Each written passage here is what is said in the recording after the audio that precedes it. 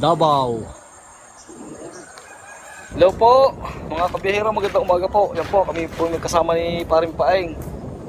Yan po, nasa unahan natin. Kami po ay magbibisita dito sa aming Pacquiao. Ito po ay Lanzones, na kung tawagin nga po natin ay yung Davao, yung malalaki. Aba, naputi na nga. So amin pong bibisitahin at baka po may masasapaw na. Dahil ito nga po Lanzones eh, hindi nga po na dadala sa isang pitasan. Hindi nga pong inuulit dahil nga pong may natitirang hilaw. So yun po ay hindi natin pwedeng pagsabay-sabayin. Kailangan po yung hinog lamang ang ating harvestin. Ano gari? Native ano? At Davao gari. Parang native. Ang liliit. Ano? Oh, tumatunog na yan. Oo nga yun. Namumuti na eh. Yan po ang mga Lanzones na ating Pacquiao.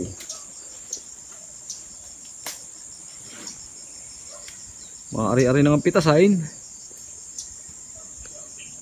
Mapipilian na rin na rin. Kako pagkatapos ng Lanzones sa narambutan. Mapipilian na yan. Hindi ka tumayaw. Kaya natin schedule pipitasin tao. Baka ako mga Biyernes. Biyernes. Ngayon Linggo. 5 araw pa. 5 araw. Oo, tama-tama.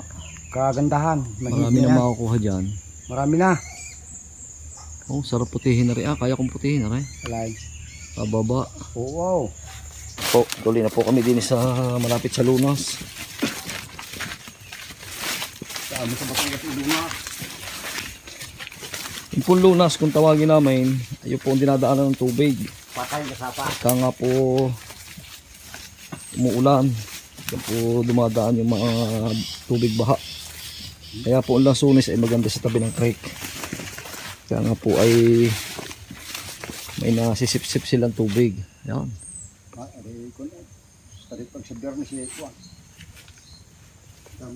Pero kung tutuusin, hindi pa ito talagang mabunga. Mahina po ang bunga ngayon. Pero may ma-harvest din. Pag mahina ang bunga, mahina rin sa kayaw. Ayun.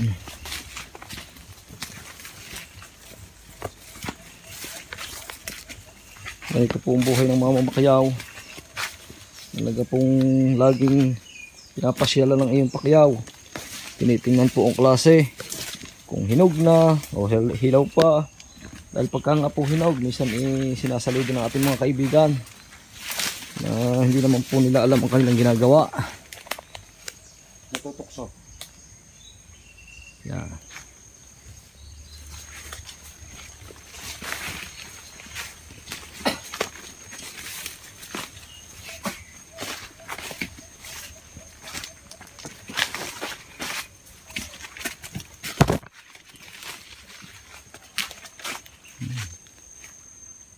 Bilis ng panahon.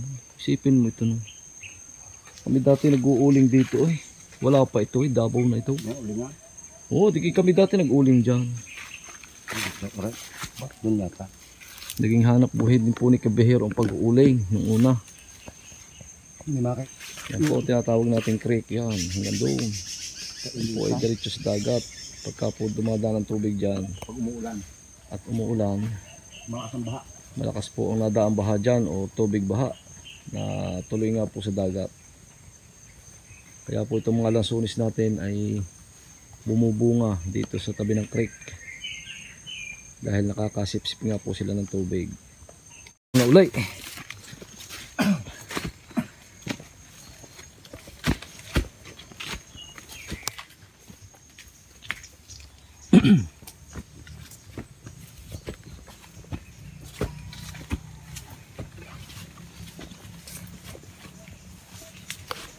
Meron pa daw sa baba daw? Oo.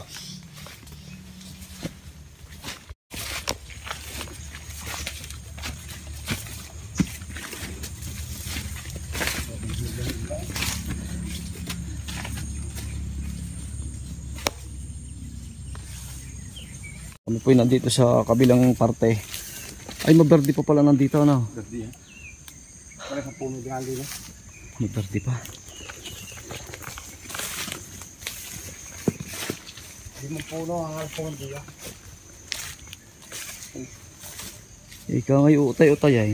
Oo. Ay, hindi pwede pag-ibig siguro. Ito ba? Buka na yun. Babago nga buglaw. Gerno. Yan, tingnan po yung isang pulong yan. Yan po yung nasa pawa na.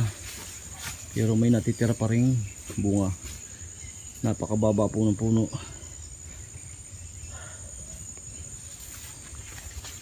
Meron pa dyan.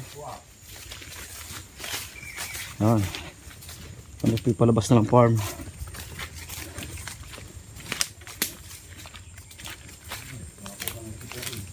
Ang bilis talaga ng lansunis, ano? Kailan lang to eh. Nabunga na agad.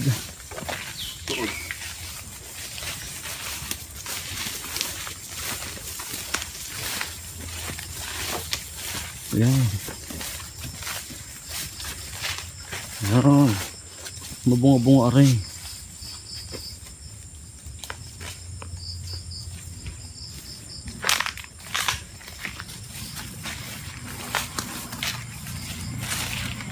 Dito na po kami sa patag. Kasi na. Pakunti yung ulan. Timong rambutang ito. Si Kuya Eloy na nagtanim dyan eh.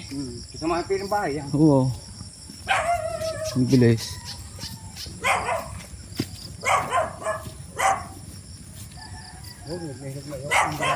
Laging unang mahinog yun, ano? Hindi, dinakit yan.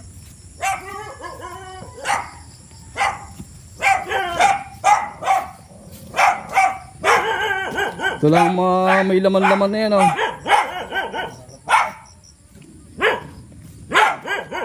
Yan po, kasamahan po ito ng ating pakyaw.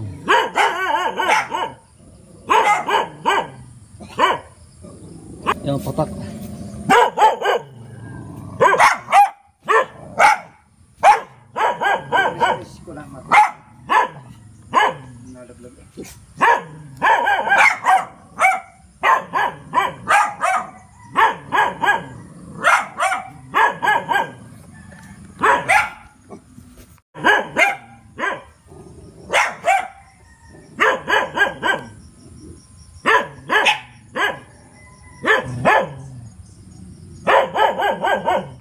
At yan po, nalibot na po namin ni Paring Paing yung ating pakyaw na lansunis sa Davao. Alam na po natin kung kailan po natin mapipitas. Nga po sabi ni Paring Paing, 5 days palilipasin at pwede na nga pong pitasin. So hanggang dito na lang po. Maraming po salamat, God bless po at ingat po tayo lagi. Bye bye po, salamat po. Palabas na po tayo. Yan.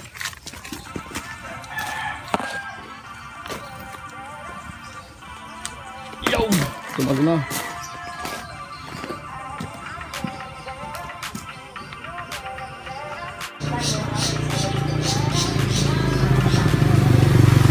We just got to keep it rolling. There's no time to be wasting. I'd just rather move it along. Couple feet but in different waters. I need space more than orders. I'd just rather move it along. I know how you're feeling, 'cause sometimes I do tight. Not tonight. You're gonna hear me